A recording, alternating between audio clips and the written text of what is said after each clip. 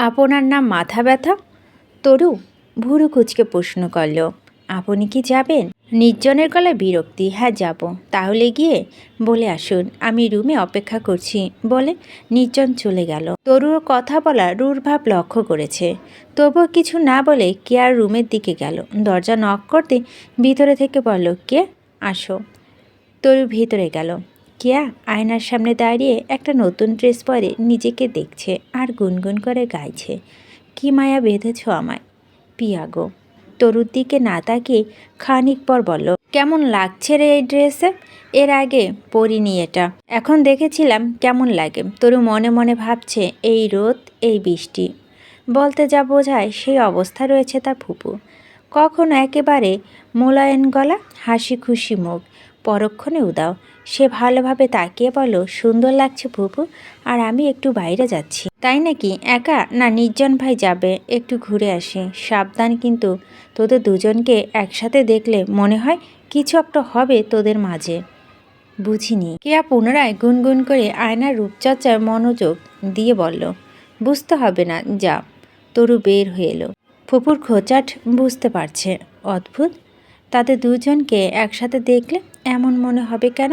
মুচকি হেসে রুমে এসে সে কাপড় পাল্টে চুল আশ্রে ঠোঁটে খানিক লিপস্টিক দিয়ে বের হয়ে নির্জনের দরজার সামনে গিয়ে নখ দিল।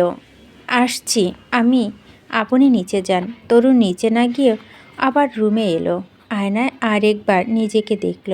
হুট করে মাথায় এলো, সে আসলে দেখতে কেমন? তার গল্পের নায়িকার মতো বর্ণনা করতে গেল কি বলবে সে? থুতনি ঠিক মাঝখানে একটা ছোট্ট গর্ত আছে তার, কোনো দুর্ঘটনা নয়।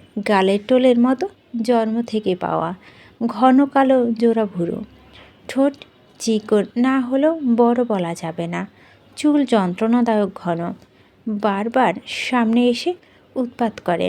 কখনো বাসে সিএনজিতে পাশে নায়কোচিত চেহারায় কেউ বসেনি, বসলে হয়তো চুল জ্বালাতন করার সুযোগ পেত। এ যাবৎকালে যা যন্ত্রণা দেওয়ার তাকে দিয়েছে। সে মোটেও লম্বা নয়, তাহলে কি খাটো? নির্দয় কোনো মানুষের মুখের ওপর তাকে খাটো বলে ফেললেও মন খারাপ করা ছাড়া কিছু বলার থাকে না। তবে মোটামুটি চলার মতো। নির্জন এসে দরজায় নখ দিয়ে বলল, চলে গেলেন নাকি আছেন? তরু ভেন্টিবাকার মোবাইল হাতে নিয়ে তাড়াতাড়ি বাইরে এলো। নির্জনের গায়ে এখনও সাদা পাঞ্জাবি, কবজির ওপর ব্লু বেল্টের ঘড়ি, পায়ে সেই স্লিপার জুতো। কালো খাড়া খাড়া চুলগুলো রাগী পুরুষের পরিচয় জানান দিচ্ছে। সিঁড়ি দিয়ে নামার সময় তরু ভেবেছিল দেখবে একজন লম্বা ছেলের পাশে কতটুকু খাটো দেখায়। পাশাপাশি নামছিল, কিন্তু নির্জন একটা সিঁড়িতে স্থির নেই, দূরত্ব নেমে যাচ্ছে। বেশি বাড়াবাড়ি করলে আবার বুঝে যাবে। তাই তরু আশাহত না হয়ে ঠিক করলো রাস্তা দেখবে। দুজন বের হয়ে এলো। রিক্সা দাঁড় করালো নির্জন। উঠে বসলো তারা। বিকেলে খোলা আকাশ, ছোপ ছোপ শুভ্র মেঘ। তরু বেশ ভালো লাগছে। সামনে গিয়ে খানিকটা জ্যামে পড়ল তারা। থামলো রিক্সা। তখনই পিছু থেকে ধাক্কা খেলো। ঝাঁকুনির সঙ্গে আটকে উঠে তরু নির্জনের হাত খামছে ধরল। উফ বলে ক্ষীণ আর্তনাদ করে হেসে ফেলল নির্জন। সরি, আমি ভয় পেয়ে গিয়েছিলাম, ব্যথা পাইনি তো? না ঠিক আছে। তরু চোরা চাউনিতে তাকিয়ে দেখে ওর হাতের নখ আশ্রে দাগ পড়ে গেছে। চুপ করে রইল সে। রিক্সা এসে থামে। নেমে যায় দুজন। নির্জন তাকে নিয়ে এসে একটা সুন্দর ঝকঝকে ব্রিজের নিচ দিয়ে বয়ে গেছে টলটলে জলের ঝিল। দুপাশে ফুটপাতের অসংখ্য মানুষ লুপে নিচ্ছে প্রাকৃতিক সৌন্দর্য।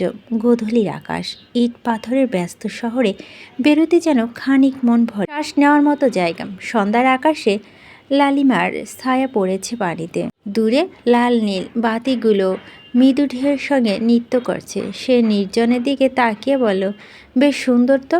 মাথা নাড়ল নির্জন। উদাস দেখাচ্ছে তাকে। খানিক পর বলল, ওইদিকে চলুন গিয়ে বসি। দুজন হেঁটে হেঁটে যাচ্ছে। বাদামওয়ালা দেখে নির্জন বলল, খাবেন? খোসা ছাড়ানো একটা বিরক্তিকর কাজ। স্মিথ হেসে নিল বাদাম। দুজনে এসে বসলো একটা বেঞ্চে। নির্জন কয়েকটি বাদামের খোসা ছড়িয়ে দিয়ে বলল, নিন। তরু হেসে হাত বাড়িয়ে দিয়ে মুখ ফসকে বলে ফেলল, আপনি এত ভালো হলেন কবে থেকে? ওর হাতের বাদাম দিয়ে নির্জন বলল, খারাপের কি করলাম? প্রথম দেখা থেকেই তো শুরু করেছিলেন। ও ও দিনের কথা তরু নিজের মুখে বাদাম দিয়ে বলল, ও দিনের কথা নর্মাল, প্রথম দিনই তো বাজে আচরণ। নির্জন খানিকক্ষণ চুপ থেকে বলল, এমনিতেও ওই দিন মেজাজ ভালো ছিল না, এর মাঝে আপনার ওপর কিছু কারণে রাগও ছিল। ওমা, আমার ওপর রাগ কেন? আজ যে কারণে ডেকেছি সেই একই কারণে। একদিন আপনাকে ফেসবুক ফ্রেন্ড রিকোয়েস্ট দিয়েছি, মেসেজ দিয়েছি, রিপ্লাই পাইনি। তাই নাকি? খেয়াল করিনি তো। তাছাড়া শুধু কারণে রাগ? ব্যাপারটা শিশুসুলভ হয়ে গেল না? রাগটা যে শুধু এই কারণেই নয়, সেটা নির্জন বলতে গিয়েও আটকে গেল। বিয়ের প্রথম দিনে কেয়াকে নতুন আইফোন কিনে দেওয়া হয়েছিল। নানান কারণে কিছু না পারলেও তার কাছে নিয়ে ছুটে আসতো। একদিন এরকমই এসেছিল। নির্জন মোবাইল হাতে নিতেই হোয়াটসঅ্যাপে মেসেজ এলো, আপনার পুত্র নির্জন সাহেবকে আমি দেখেছি। আর বলতে হবে না, পুরাই গুন্ডার মতো দেখতে, চোখ দুটা মার্বেলের মতো। নির্জন বুঝতে পারছিল এটা তরুর মেসেজ। হয়তো তাকে নিয়ে কথা হচ্ছিল ফুপি ভাতিজির। কেয়ার কাছে থাকায় সে মেসেজ ওপেন করেনি, কিন্তু তরুকে খুবই ফালতু মনে হয়েছিল। চেনা জানা নেই এরকম একটা ছেলেকে নিয়ে বাজে মন্তব্য করে বসবে। কয়েক মাস আগেই কেয়ার সংসারের প্রতি উদাসীনতা দেখে, খিটখিটে স্বভাব দেখে। একদিন তার ফুপু তাকে বললেন, নির্জন, আমার কেন যেন মনে হয় বাবা এই মেয়ে তোর বাপকে জ্বালিয়ে মারবে। সে বরাবরের মতোই বলল, কিন্তু কেন? আরে মেয়েটা তো কচি একেবারে, তোর বাপের বয়স তো দেখিস, ওর হয়তো পছন্দ না। তাহলে বিয়ে বসেছিল কেন? একজন বয়স্ক মানুষ ইচ্ছা হয়েছে, বিয়ে প্রস্তাব দিয়েছে, তাকে তো জোর করে বিয়ে করেনি। বড়লোক দেখে ওর ফ্যামিলি হয়তো জোর করে বিয়ে দিয়েছে। তাহলে তোমরা ওর ফ্যামিলিকেও জানাও, ওদের মেয়ে বিয়ে দিল। এখন টাল বাহানা কেন করছে? তোর বাপের কথা ধীরে ধীরে ঠিক হবে, তাহলে দেখো কি হয়। শোনো, ওদের কারোর সঙ্গে কথা বলে দেখো জোর করে বিয়ে দিল কি না, মেয়েটা আর কোনো ছেলের সাথে সম্পর্ক ছিল কি না। এসব কি বলছো ফুপি? ঠিকই বলছি, আমি তো বাসায় থাকি, তুই আর তোর বাপ বাইরে। মেয়েটা একা একা কারো সাথে ফোনে কথা বলে, দিনে দুপুরে বাইরে যায়, আমি কিছু জিজ্ঞেস করলে দুর্ব্যবহার করে। ও আচ্ছা, কিন্তু বাবা যদি এগুলো নিয়ে কথা না বলে আমরা কি করব? ও তো অন্ধ হয়ে আছে, মাথা খেয়ে ফেলেছে মেয়েটা। একবার ভেবে দেখ, যদি এখন থেকে মেয়েটা পালিয়ে যায় কারো সঙ্গে। এজন্য খোঁজ নিয়ে আগে জানলে সতর্ক থেকে যেত। ওদের ফ্যামিলিতে যদি জানাই যে আপনাদের মেয়ে বিয়ের পর থেকে এরকম সেরকম করছে, ওরাও জোর করে বিয়ে দিয়ে থাকলে বুঝবে, মেয়েকে বোঝাবে, কিছু একটা করবে। কি যে বলো ফুপু, এরকম ঝামেলা বাড়তে পারে? বাবা এগুলো নিয়ে কথা বললে একটা ব্যাপার ছিল। তা ফুপু তখন উসখুস করে চলে গিয়েছিলে, কিন্তু কয়েকদিন পর অবস্থা আরও বেগতিক দেখে নির্জন ফুপুর কথাটি পুনরায় ভাবে। আসলে যদি জোর করে বিয়ে দিয়ে থাকে, যদি এখান থেকে কারো সাথে পালিয়ে চলে যায়, তখন তো তাদের বদনাম হবে। কারোর সঙ্গে কথা বলার দরকার, তখন তার মাথায় আসে তরুর কথা। কারণ তার বাবা কথা মতো কেয়ার সঙ্গে অনেক বেশি সময় কাটাতো নির্জন। তখন প্রায় কথাবার্তা থেকে বুঝেছিল তরুর সঙ্গে বেশ বন্ধুত্বপূর্ণ সম্পর্ক ছিল কেয়ার। সেই হিসেবে এই মেয়েটি সবই জানবে। ওর সঙ্গে অল্প বিস্তর কথা বলে সমগ্র ধারণা নেওয়া যেতে পারে। সেই হিসেবে আগে বিরক্তি ভুলে ওকে ফেসবুকে বের করে ফ্রেন্ড রিকোয়েস্ট দেয়, মেসেজও দেয়। তরু রিকোয়েস্ট গ্রহণ বা মেসেজ সিন কিছুই করেনি। ভাব দেখে আবার তার রাগ হয়। এখন সব কিছুই তো আর তরুকে বলতে পারবে না। সে ইতিহস্ত করে বলো, আচ্ছা ওসব বাদ দিন, আর কষ্ট পেয়ে থাকলে আমি সরি, মন থেকে বাদ দেবেন। কিন্তু আপনাকে ওই দিন যে কারণে মেসেজ দিয়েছিলাম, আজ একই কারণে নিয়ে এসেছি। তরু ভুরু কুচকে বলল, কি এমন কারণ? আসলে কিভাবে নেবেন ব্যাপারটা বুঝতে পারছি না। তরু এবার একটু ঘুরে ওর দিকে তাকিয়ে বলো, বলুন তো কি বিষয়? আপনার ফুপুর ব্যাপারগুলো তো দেখছেন, উনি কি আগের থেকে এরকম, নাকি বিয়ের পরে এমন হয়েছে?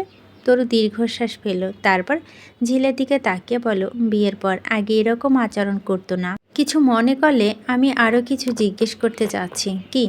নির্জন আরও কয়েকটি বাদামের খোসা ছড়িয়ে দিয়ে ওর হাতে দিয়ে বলল, তন্ময় আপনার যেমন পরিচিত আসলে তেমন কেউ না।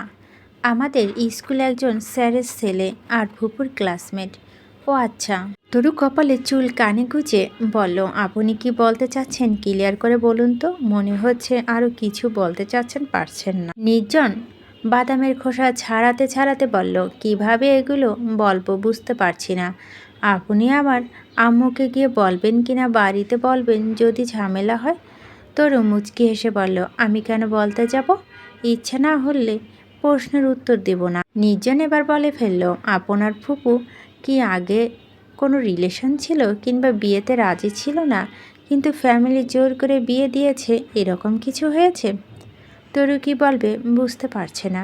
ক্রমশই পরিবেশ জটিল হয়ে উঠেছে। সে ইতিহাস করে বলল, উনি বিয়েতে রাজি ছিলেন।